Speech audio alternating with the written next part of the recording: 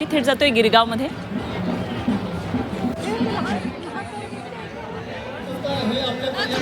नाही ना, मी माझ्या इकडे असते।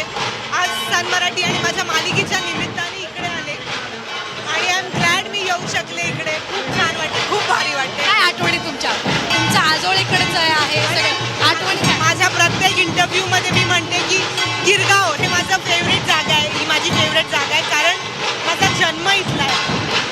लहान असताना माझी आजी असेपर्यंत, मागच्या वर्षापर्यंत मी तिला भेटायला यायचे आणि दर बुधवार गुरुवार लहान असताना आम्ही इकडे असायचो। So this place is very close to my heart. Marathi संस्कृती जपली पाहिजे, मराठी संस्कृती जपली पाहिजे, पुढच्या पिढीला संस्कृती कळली पाहिजे, यासाठी असे कार्यक्रम शोभायात्रा सांस्कृतिक कार्यक्रम किती महत्त्वाचे तुम्हाला वाटतात? एक अभिनेत्री नाही, खूप खूप जास्त आहे आणि संस्कृती ही आपणच जपली पाहिजे। आपण आपल्या संस्कृतीची, आपल्या ट्रेडिशनची, कस्टमची काळजी घेतली पाहिजे आणि मला वाटतं की पुढची पिढी ही नक्की जपणार, कारण तू बघू शकतेस इकडे जे आहे ते सगळे they are this generation, millennials आणि जे काय प्रत्येक जनरेशनची नावं आहेत ते सगळे इकडे, आणि मी बघते की सगळे छान तयार झाले, लहान मुलं पण छान तयार झाली आहे, तर ती जपली जाणार। फक्त आपण थोडासा प्रयत्न केला पाहिजे आणि अशा शोभायात्रा होत राहिला पाहिजे। काय एक प्रयत्न,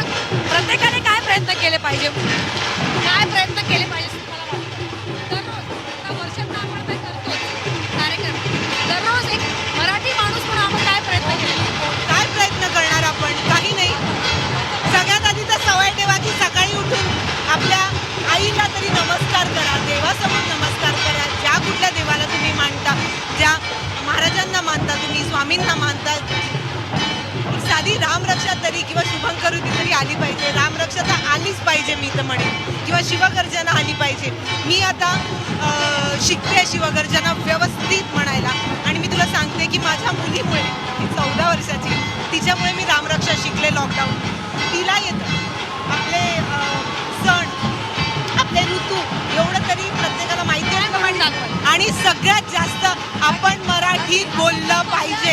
इंग्लिश, हिंदी आपली काय म्हणतात, आपली भाषा आहे, आपल्या हिंदुस्थानाची भाषा आहे, पण तरीही आपली मातृभाषा मराठी आहे आणि त्याच्याबद्दल ते बोलताना तुम्ही लाज बाळगलं नाही पाहिजे असं मला वाटतं। एखादा शब्द तुम्हाला असं वाटतंय मराठी वाक्य अरे नाही, काय म्हणून दाखवू मी? आम्ही दिवस रात्र मी माझे वाक्यच म्हणत असते।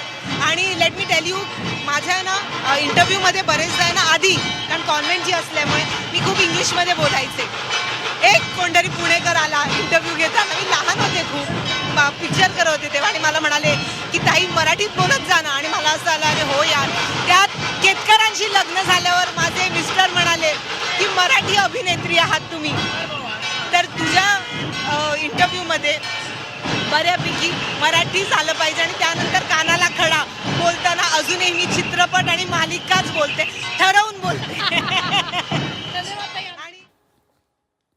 तर विविध कलाकार मंडळी या शोभायात्रांमध्ये सहभागी झालेले आहेत आणि मराठी संस्कृती आणि सगळा हा इतिहास जपणं किती आवश्यक आहे संवादामधून आपल्या समोर आलं। तर शोभायात्रांमधला हा तरुणाईचा उत्साह आपण पाहतोय गिरगावमध्ये।